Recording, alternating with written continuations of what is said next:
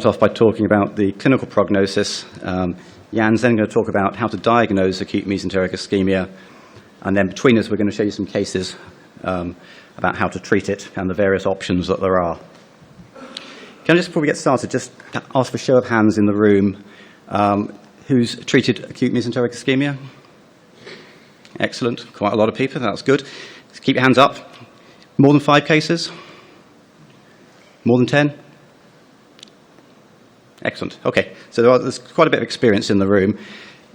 We're not going to stop and ask questions a lot. So if you ever want to ask a question, just come up and we'll spot you and we'll interrupt what we're doing and allow you to ask us questions. So, clinical prognosis. First thing to say is that acute mesenteric ischemia is much rarer than chronic mesenteric ischemia. We do about 2,500 procedures per year. We probably see about 15 patients with chronic ischemia. We see about 5 with acute mesenteric ischemia. The other thing to say is that the options are much wider for acute mesenteric ischemia. With chronic ischemia, you're largely left with angioplasty, stent or stent grafts, many more options for acute ischemia. And the most common is an arterial problem. Usually of the superior mesenteric artery, that's almost always your primary target vessel. 50% will have an embolism, and about 25% have in situ thrombus on top of a pre-existing stenosis. The remaining 25% are a mixture of 10% with venous thrombosis and a 15% with non-occlusive mesenteric ischemia, and I'll explain what that is later on. So, as with much of interventional radiology, there are no controlled trials.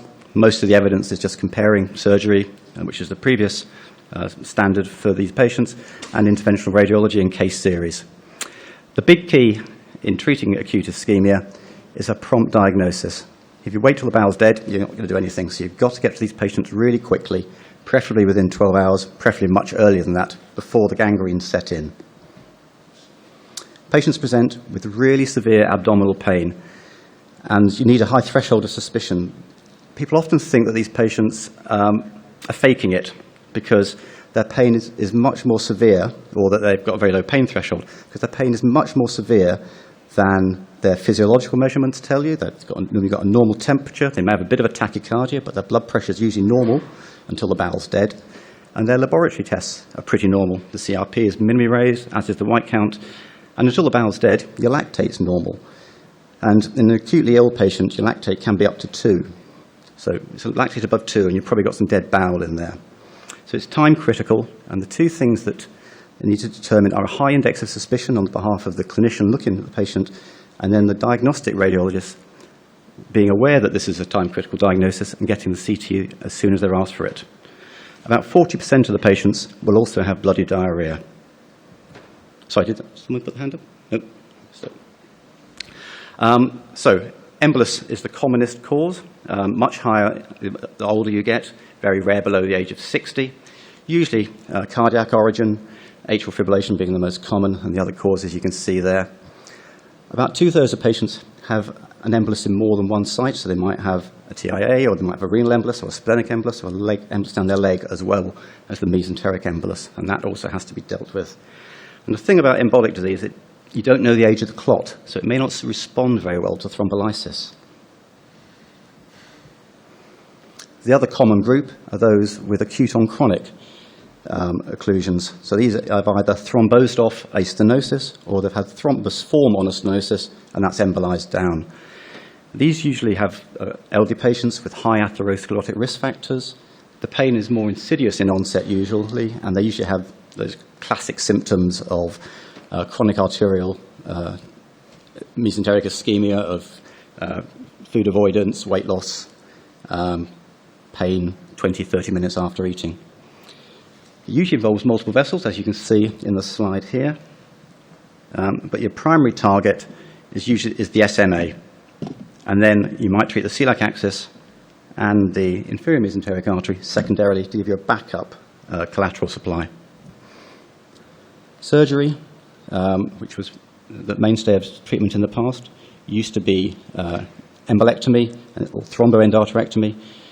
Aortomesenteric bypasses are difficult to do, and they don't often last that long if there's bad atherosclerotic disease. And the key part of the surgery is you have to obviously resect all the necrotic bowel, and that still applies after the endovascular treatment, and we'll talk about that. The mortality is very high in these patients. In the surgical group, it's the figures you can see on the slide there. And when you look at systematic analysis comparing case series of endovascular treatment and surgery, you see that endovascular treatment, on that bottom line there, has less bowel resection rate, despite the fact that it tends to have more patients with comorbidities, particularly in the cardiovascular and respiratory group. So it's better at preserving bowel, and it also has less complications, although there are still a lot of complications, as you can see there. So that's an overall sort of review slide there, and you can see how high the mortality is in these patients. So over 50% in all groups except the venous thrombosis group, which is still a third of patients dying. So it's a bad disease, and it's bad because we don't recognize it early enough and get in there quickly enough. I mentioned ITU bowel or non-occlusive mesenteric ischemia, and there isn't actually much we can do with that generally. It's due to shutdown of the splanchnic circulation, usually in elderly patients who either got septic shock or cardiogenic shock, and it's largely exacerbated by the inotropic drugs that we give the patients. There are some odd cases where we can sometimes help, and that's poisoning, so ergotamine poisoning or cocaine overdose. You can sometimes, people have reported giving papaverine infusions on those patients and reversing some of the established bowel ischemia. It is worth, if you have got a patient with this condition, making sure that you haven't got SMV thrombosis, because that is something that can be treated. But overall, the management of these patients is treat the shock, vasodilators if it's a poisoning case, but otherwise it's resection of any dead bowel. So I'll hand over to Jan now, and he's going to take you through how to diagnose it.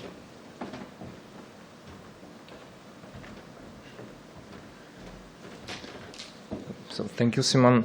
I would like to ask you, what is the best diagnostic method according to the audience? The question is really very easy. There's no doubt that everybody expected that there's a contrast-enhanced CT. But at first, we have to have a suspicion, because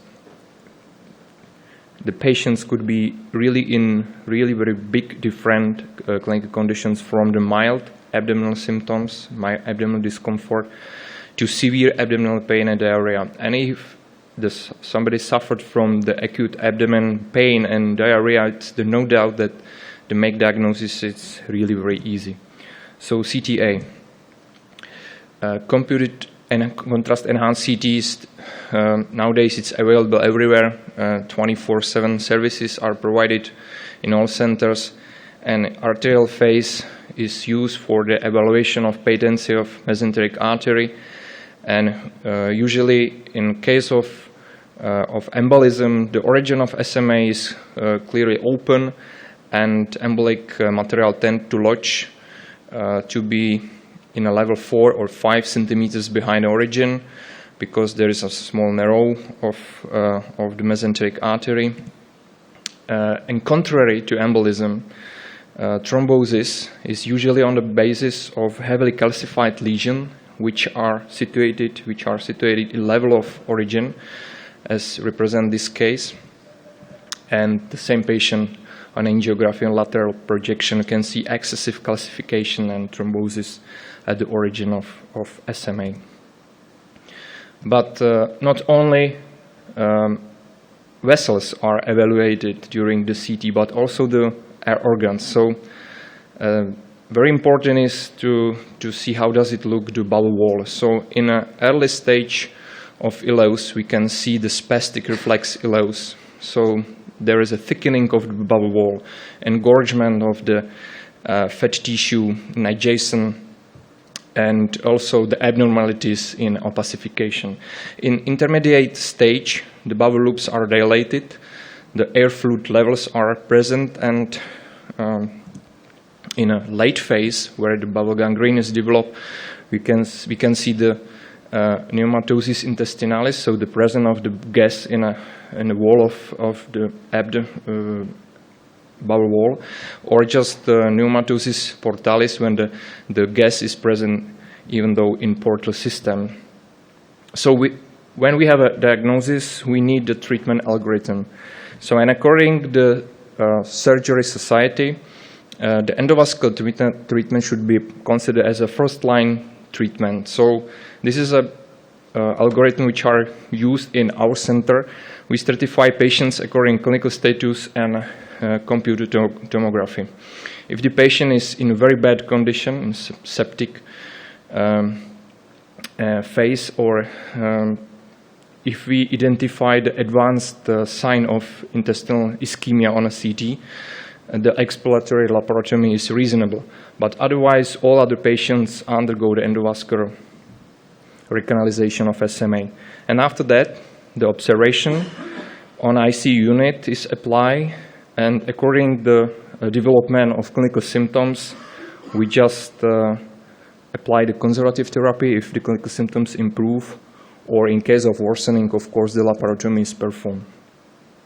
So let's start to talk about the endovascular approaches and possibilities, how we can recanalize SMA. So first, our case is concerning about a 65-year-old man, and he suffered for 8 hours sharp abdominal pain and bloody diarrhea. And a CT discovered just normal patency of SMA at the origin. And let's go down, and you can see the spherical defect of opacification in the just middle part of the mesenteric trunk. So diagnosis of embolism, and this is an angiography. So what's your suggestion? What kind of therapy we could apply in this moment?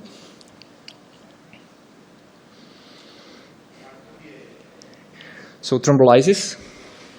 Okay, it's another possibility. Anyone have other options? Either in our, of course, surgeries, of course, it's possible to use, yeah. Surgery.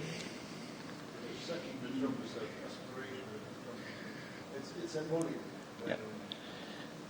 So exactly, aspiration embolectomy we apply in this particular case, and we just gain it in stable position, pre-curved guiding catheter from transfemoral approach. And after that, the aspiration catheter was advanced close to the embolic material, and a little bit large CC syringe, we create a negative pressure and try to catch the embolic material outside from the body. What you need for this method is a pre-curved guiding catheter, which is in the end accompanied with removable hemostatic valve, because during the suction, usually all system could be occluded, and you have to leave it a wire. Everything should be placed down outside and flush, and the system could be administered against into the body. So you can see that after several passes, we were able to achieve partial recanalization, and in the end, just normal patency of the main mesenteric trunk. We aspirated a lot of clot, embolic material, and we tolerated some small peripheral emboli because usually it doesn't have clinical consequences. And in this particular case, the patient doing well, clinical symptoms improved, and conservative therapy was applied with a good result. We have been using this aspiration technique since 2004. It's a very small technique which is a little bit modified of method which is using for embolic occlusion of lower limb arteries. In our series, we just use as adjunctive treatment stenting in 2 cases, thrombolysis in 2 cases, and nowadays we have a very good vascular surgeon service. We are more prone to also to perform the surgical embolectomy. And the result of aspiration treatment as a first-line treatment are very promising. The recanalization rate in our group is 92%, and in-hospital combined mortality is 27%. So case number 2, 68-year-old man with 3 days abdominal pain, bloody diarrhea, and CT proved the SMA embolism. So aspiration thrombectomy again was applied as a first-line treatment, and after 9 minutes of hard work, we achieved this unsatisfactory result. So what's your suggestion? What kind of therapy could be applied in this particular case? Do you think that stenting is reasonable? Or do you have any other experience with other mechanical devices, thrombectomy devices, Aspirex, angiojet? So, because the patient had a history of the 3 days of abdominal pain, we don't want to waste the time, and we send the patient for the surgery. And the vascular surgeon discovered this threatened part of ileum, which has completely different color than the normal viable, the rest of the ileum. He performed a laparotomy and thrombectomy from the main trunk, but also thrombectomy from side branches. And immediately after the thrombectomy, the normal perfusion, normal color of the bowel loops develop, and second loop laparotomy in this case was not necessary. So as we know nowadays, so we decided for a good option, for good therapy. But sometimes, of course, the second loop laparotomy is necessary. So case number 3, it is 85-year-old woman with 18 hours of abdominal pain, and CT angiography developed this findings. So normal patency of celiac trunk and huge embolic material which protrude just at the origin of the mesenteric artery into the lumen of the aorta. So what's your suggestion in this case? Simon, how does it look the situation in your center with vascular surgeons? Do you have friends? Do you play the football together with him or against him? Don't do this to me. We do work very cooperatively, yes. So I would be discussing this with the vascular surgeons, but I suspect they would want us to go endovascular first, despite that very ugly appearance. Are there any other suggestions from audience? So I will show the result. So we decided also for angio. This is a angiography of celiac trunk. You can see that just filling across the pancreatico-duodenal arcade of the rest of the mesenteric trunk and large embolic occlusion in origin. With aspiration, we were very fast. We can just catch the embolic material and aspirate and achieve good result. This is in a lateral projection, in AP projection, against the small peripheral emboli which was tolerated. But we withdrawn from the body just a small piece of the embolic material. And sometimes it's really unsatisfactory if you have just in the hands only small piece of embolic material and you can expect that you lost somewhere the rest of the embolus. So we're searching and we identify the occlusion of the right renal artery. So in this particular case, what's your suggestion? What would you like to do in this moment? Of course, thrombolysis could be applied. We decided because we have already in place the guiding large sheath, so we decided for aspiration and we are able to clean up very easily. So it looks that aspiration works everywhere, but it's not true. So case number 4, 58 years old woman, heavy smoker, and weight loss during last year 10 kilograms. He had abdominal discomfort for 2 weeks and worsening during last days. So it is abdominal angina and chronic mesenteric ischemia and worsening and acute ischemia, CT revealed the complete occlusion of SMA. So we decided for recanalization. In a lateral projection, we can see the flush occlusion. We are using preferentially in our center the transfemoral approach. So with telescopic method, we just insert a pre-curved guiding sheath, catheter. We inserted hydrophilic wire, and after that, we just switch from 045 to 014 wire, and after pre-dilatation, the carotid wall stent was implanted with a good result, and patient was doing well for at least 2 years. But after 2 years, she came back with acute abdomen, and also the CT again revealed the stent occlusion.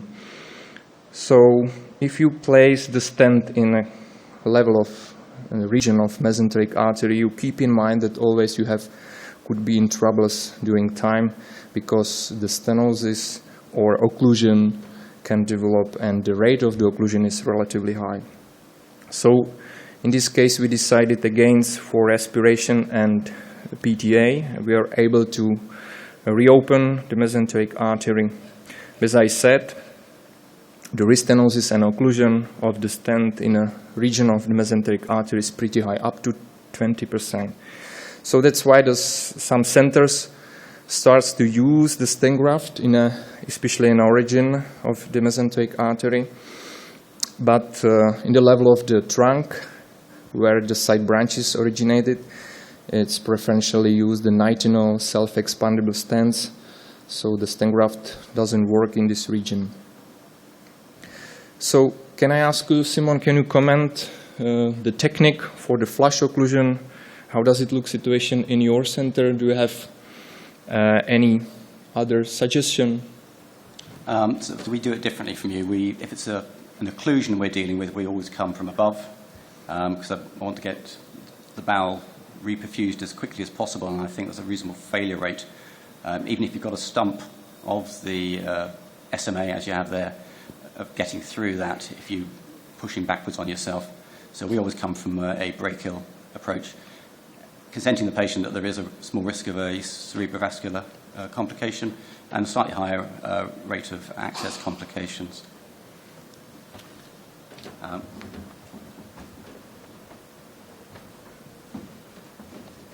And I agree with what Jan said about the use of stent grafts.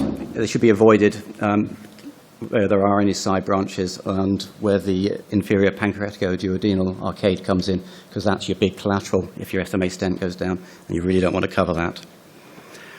So if we're doing an acute on chronic, which is almost always an occlusion there, we will come from above, as I said. You need lateral screening, and when you've got a brachial puncture, you need to think about how that's going to work, because the patient's arm's out at their side, and you've still got to get the intensifier head in there, as you all know. We always make sure the patient's really well hydrated, because we've had episodes historically where they've had in situ thrombus. They're given aspirin, well anticoagulated, and we use vasodilators very liberally, unless our anaesthetists tell us that they're not happy with us doing that.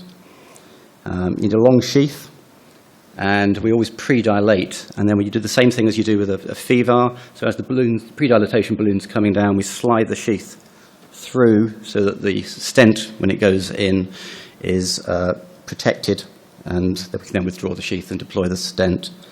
The key with coming from the arm is ensuring that your equipment's all compatible. So your stent you're going to use will come out of the length of the sheath you've got, that you have the right wire, so you don't want to have an 018 wire to pre-dilate, and then find that your stent's an 014 non-over-the-wire system, a monorail system. I think post-procedural care is pretty critical in these patients as well. So if it's an embolic, we would, unless there's an obvious contraindication, they get anticoagulation for life. If it's in situ thrombus and we've stented the patient, they get dual antiplatelets, aspirin for life, and clopidogrel for 3 or 6 months. Jan, what do you do? Similar. Okay. Anyone else got any other suggestions? Is that what you do? Yes, sir. And then we follow the patients very carefully, because what we want to do is not have patients perforate. So we watch their lactate carefully. If the lactate stays above 2 or is rising, then they get a surgical look, either a laparotomy or a laparoscopy. Some of these patients will bleed. They'll have GI bleeding after you've revascularized them. And the surgeons tell us that's because they've sloughed their mucosa, so they've got a partial thickness injury to their bowel, the mucosa that's on the inside. And we usually try and sit this out. I've never seen one have a sort of life-threatening bleed, but they do have bleeds. But you don't want to be stopping your anticoagulation or what's stopping your stents going down, so we try and sit that out. So this is an 88-year-old lady who we had in quite recently. 6 hours of severe lower abdominal pain. Lactate was up. No features of perforation on her CT, and you can see that she's got arrowed SMA occlusion distally. Sorry, my right hand is not working very well. And there's an embolus down here. So she had quite a distal embolus, which is a bit more challenging to get out. And so we recently started using the penumbra system for these sort of patients. We previously did this system that Jan described, but we've increasingly using penumbra for these patients. 6 French for this sort of case. With aspiration of any sort, you get a lot of spasm, which is why we use the vasodilators, but you will see a lot of spasm. But we're able to get a pretty good result here. Some spasm, some little bits of clot left, but this lady's pain stopped. You have to accept that you will get little bits, as Jan said, and I'd recommend don't go for perfection. You'll just make things worse in the end. So get the pain settled. If you haven't done enough, you may need to come back, or they may need some bowel resecting. But if you keep on going, people have perforated and caused deaths. So, Simon, do you have any other experience with the penumbra system from your center? Yeah, not in an arterial setting, but we use the 8 French in acute DVTs and in massive pulmonary emboli. Has anyone else used it in acute mesenteric ischemia? No. Okay. I think it's quite a good system. You can just use the sheath on its own and just aspirate and not actually use the vacuum system. And there's a separator wire with a little metal bobble on the end that you can use and troll the clot back into your catheter. And there are these other various systems that you can see on this slide here. We've used angiojet in the past. Some people have used the stent retrievers that the neuroradiologists are using for stroke. Some people have advocated the use of filter wires if you're stenting an in situ thrombus. We've not done that. What I would say, though, is try and find 1 or 2 things that you're comfortable with and stick to that. Don't sort of keep using every new thing that comes out. So moving on from arterial, we're going to talk about some mesenteric venous cases. So these patients tend to be younger. When they're investigated after they've had their treatment, they've usually got some procoagulant state, or they've got underlying portal hypertension. Pancreatitis is another reasonably common cause. Their symptoms tend to be less severe, more insidious. They sort of slowly come on over weeks. And the mainstay of therapy is not radiology. It's anticoagulation and surgical resection if there's dead bowel in there. But a small number of patients don't settle with anticoagulation and do require something else. And those are the endovascular options shown there on that slide. So the real worry with these patients is they sludge back to the small veins, and they then get ischemia from that. And those patients, if you see that on the CT scan, you usually need to start off with thrombolysis into the SMA to clear those smaller veins, and then go on and address the larger volume clot if it's still there. And to address the larger volume clot, you need to get into the portal vein. And in the past, we've used both percutaneous and splenic access, but that's not that comfortable when you start thrombolizing patients. So we generally use a TIPS approach now for these patients. And we use a combination of pharmacological and mechanical thrombolysis. So as I said before, this is usually in patients where anticoagulation has failed. and in those small number of patients who've got very severe pain. It's important that you talk to the surgeons and they talk to you before they do anything, because if they've operated, then your options are very much more limited in terms of pharmacological thrombolysis. And there may be things that you do that limit them as well. So this is a reasonably straightforward case. TIPS approach, big lump of clot in the portal vein. You see we've had a bit of a misadventure here, and there's been a capsule perforation, which one of my colleagues has coiled, recognizing that he doesn't want the patient to bleed. Previously, we would have done these with CO2. We've now changed in the way we do with standard TIPS. And for these sort of cases, we'd usually try and get a second operator in, get someone to ultrasound, and we'll try and do an ultrasound-guided TIPS, so we avoid a capsular puncture. But that's not always possible on a weekend. And then when you go more distally, you can see these small collaterals. These do establish quite quickly. And this is after 40 hours of thrombolysis. There's now good flow. Yeah, there's still lots of occlusion there, but the patient's pain has settled. Decent flow. Hadn't bled from this puncture. So at that point, we stopped on this case. Just, Simon, I would like to comment.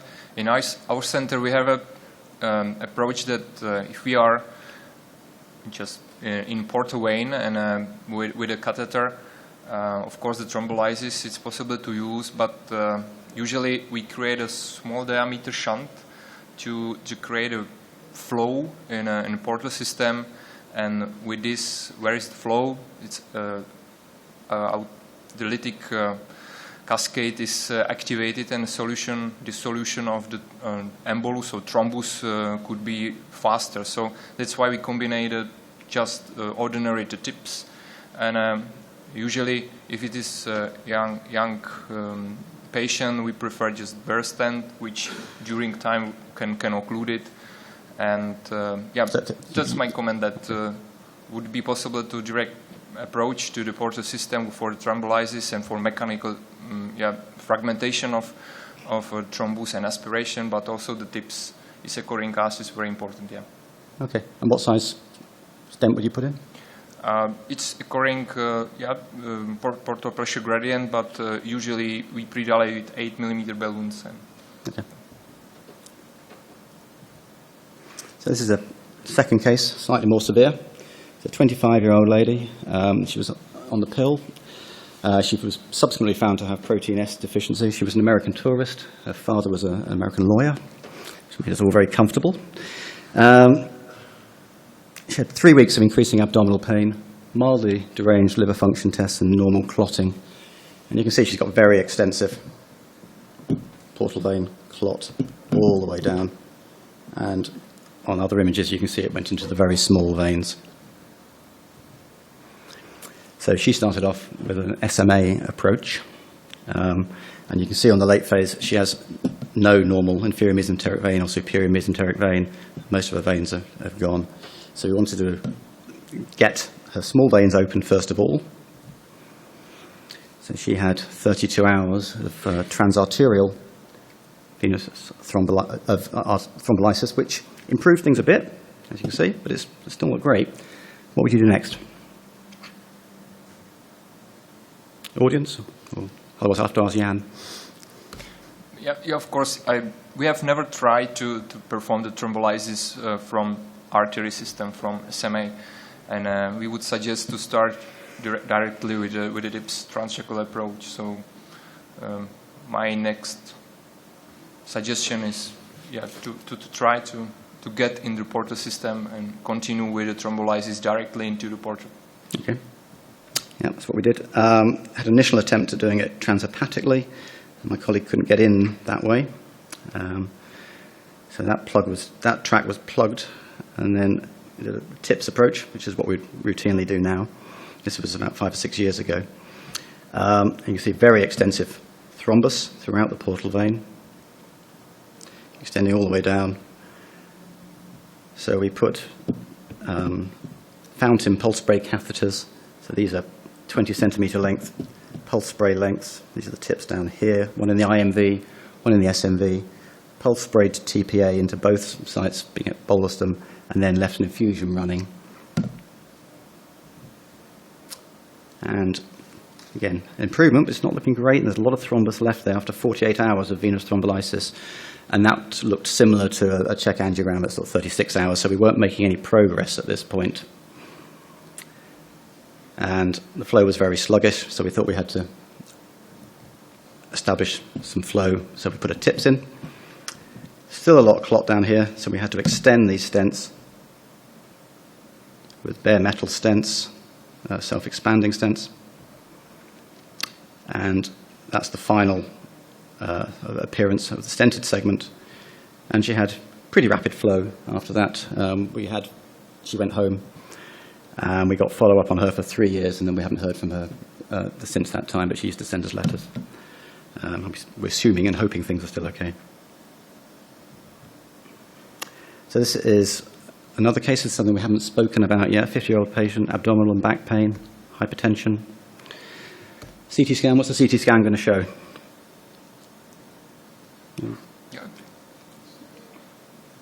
No? Okay. What does it show? So it's an acute type B dissection. You might not so very well, but there is an entry tear just here. And if you follow it down, the false lumen, sorry, the trilium becomes compressed, and then there's this appearance in the superior mesenteric artery. Okay, and then some flow beyond there. Who thinks that's thrombosed? Hands? No. Who thinks it's just slow flow in a false lumen? No. Okay. We don't know, but actually, usually when we end up doing angiograms on these people, in the acute phase, it's not thrombosed. If you get a catheter into the false lumen and inject it, well, there'll be sort of flow going to and forward. So you're not dealing with clot usually in this early stage. They will thrombose off later on. Or just some intimal flap could be also prolapse in the origin of the semi, I think. Yes. Yeah. Because there is complete occlusion of the, or compression of the true lumen. And yeah, as you see, and lower down there's malperfusion of the left kidney. So the two options that may be happening. So in this patient with back pain, and radiology has become the first-line treatment for dissection now. So we've either got static obstruction, so the flap has gone down there. We've got dynamic obstruction and the true lumen is compressed, or there's a combination of the two. So dynamic, the false lumen is under higher pressure than the true lumen and compresses it. And you often, if you look at the CT, you often see like pinch points, as we've shown one here. And what you want to try and do is obviously drop the pressure in the false lumen and raise it in the true lumen to allow this to come back away. And putting a stent graft in to close the entry tear is the easiest way. Sometimes that's not effective, and the abdominal segment is still compressed. And in these patients, you may have to fenestrate them, either with a balloon fenestration or a wire stripping. But usually, just stent grafting is enough. And when you do an angiogram on these patients who've got dynamic compression, you see the floating visceral vessel sign, as you see here. You actually can't see any true lumen, but it will be sort of coming and going. So just at that phase of the angiogram, there's no filling of the true lumen. And when you put the stent graft in, it decreases the pressure in the false lumen, and your visceral vessels are showing again. So that case doesn't need anything else doing. That's fine, that's sorted. The alternative is that the dissection has gone down there, as on the CT I showed you initially, and because there's no breakout of the false lumen, it's under high pressure and it's compressing the true lumen. As I said, it may falsely appear to be thrombosed. And those patients require branch vessel stenting. And here's an example, actually, which I borrowed from Jan. So the type B dissection, you see the stent graft has gone in, it hasn't opened up the dissection, and the stent's been inserted. So we just nowadays are using the pretty long stent graft because we want to occlude it or to compress the false lumen as much as possible in long segment. Do you have also the same policy in your center? What's the length, concerning about the length of the stent graft? If the entry tier is situated close to LSA, so... I always put a 20 centimetre long now, and I may extend further down to the celiac axis. Below that, I may use bare stents. So you start usually with a 20 centimetre. Almost always a 20 now, yeah. Yeah, we also, so just as longest one. Okay, so these are sort of some perhaps more challenging cases. So this is flush occlusion of the SMA. So you see, there's no stump here at all. And we tried to recanalize this from a brachial approach. No stump, couldn't stent it. What do people think the options might be?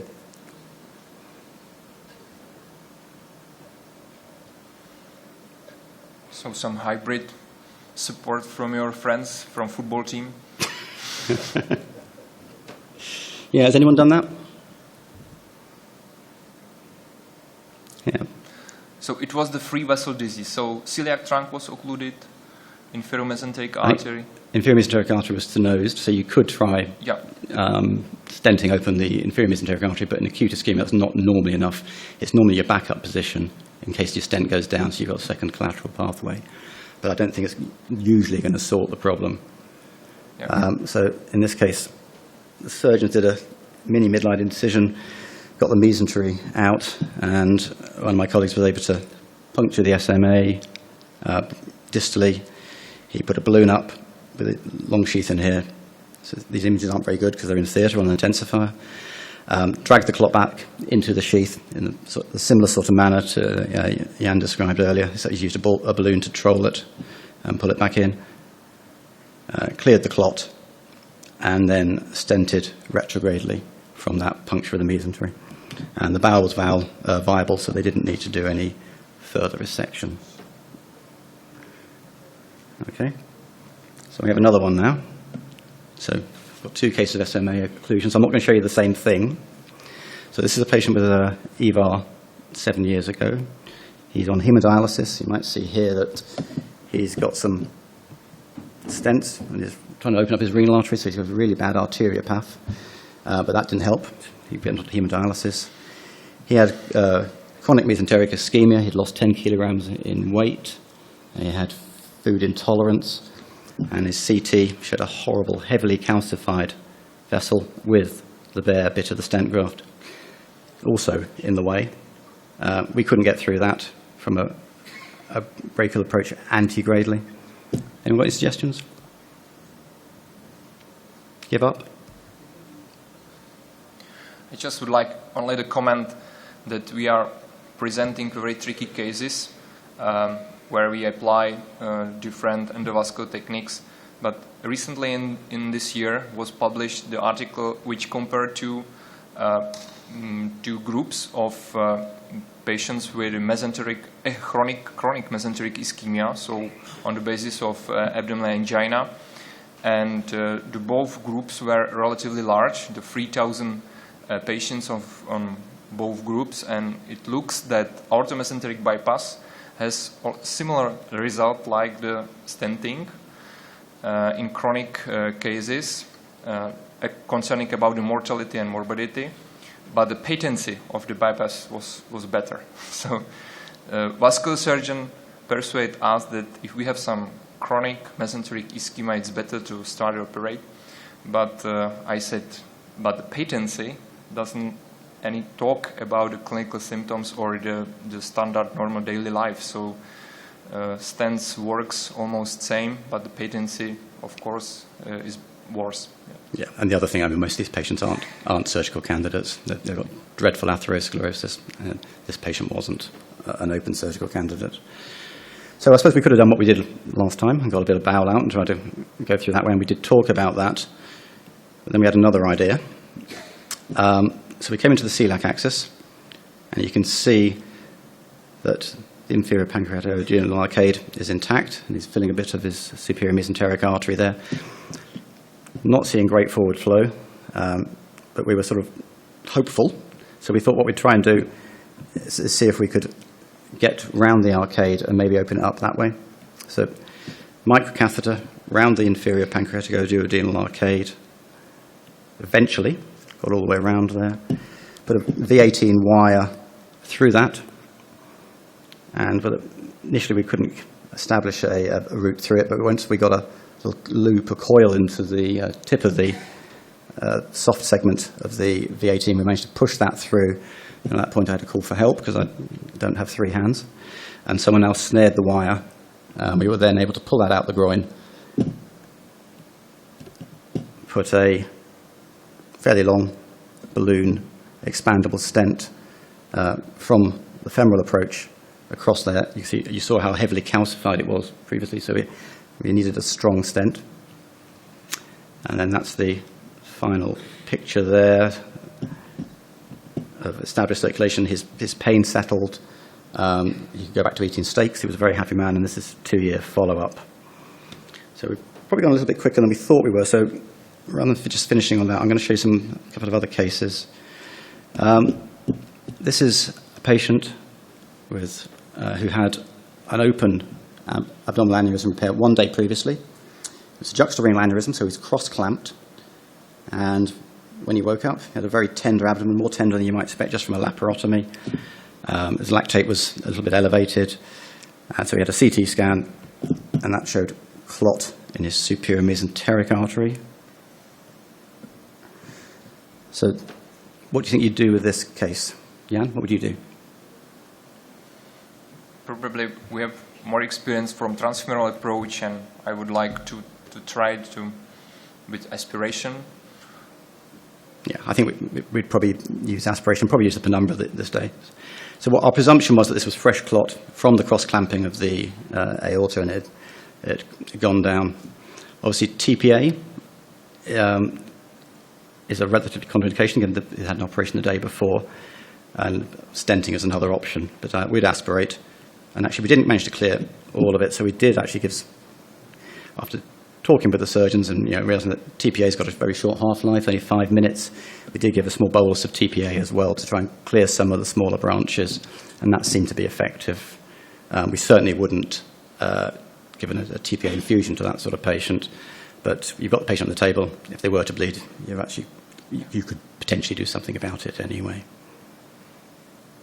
Sometimes happen that also in our center vascular surgeon persuade us to use the RTPA thrombolysis just shortly after operation, and he said, I just tightly closed the anastomosis, don't worry about the bleeding. I think you can get away with small doses. I mean, it's the prolonged infusions that give you trouble. We have got a few minutes left. Do you want to show this case? That's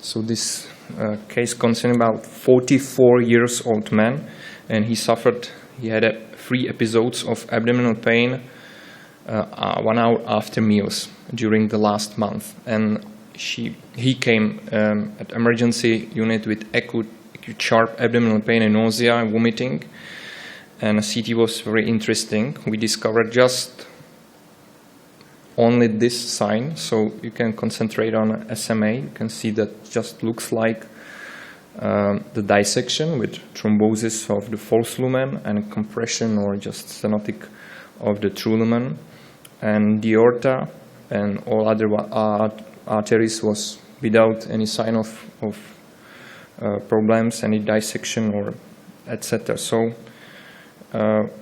we just started with anticoagulation therapy.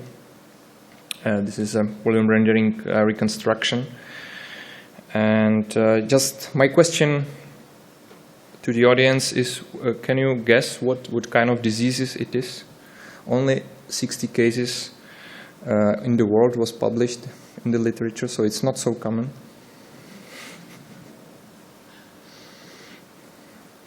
I show you. It's a spontaneous isolated superior mesenteric artery dissection, and it's divided for 3 types or 4 types. It's a subgroup 2 is B and A. Our patient had probably type 2B, with a thrombosis of the false lumen and compression of the true lumen. And a few therapeutic options could be applied. We decided for just to do nothing, just apply the low-weight heparin and wait what's happen.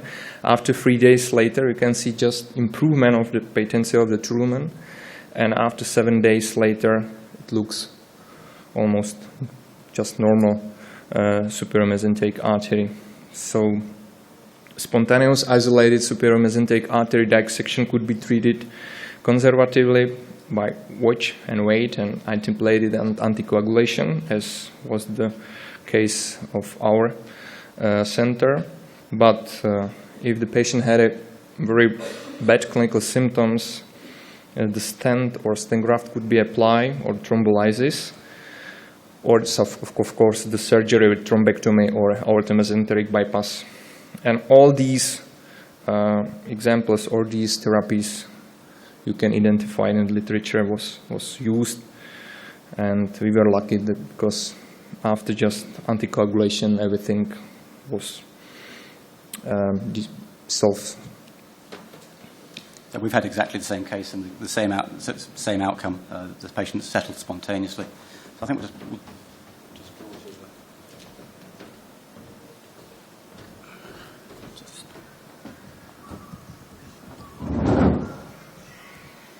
We'll just draw to an end. I think, hopefully it's clear from what we've shown you, that there are a wide range of pathologies that can cause acute mesenteric ischemia. And there are a wide number of IR options, but they're quite challenging cases. And the thing that we really need to do is get quicker at diagnosing it so we can save more bowel. The other thing that helps save more bowel is planning, so that your approach, the first time approach, is the one that is successful and you don't have two different punctures. And part of that, I think, is down to being very familiar with the kit you're using. And I think if you do have these cases and you do get the opportunity to get a friend in to help you to talk about it, to be a second pair of hands, I think that's really helpful in these complex cases. Thank you very much for attending.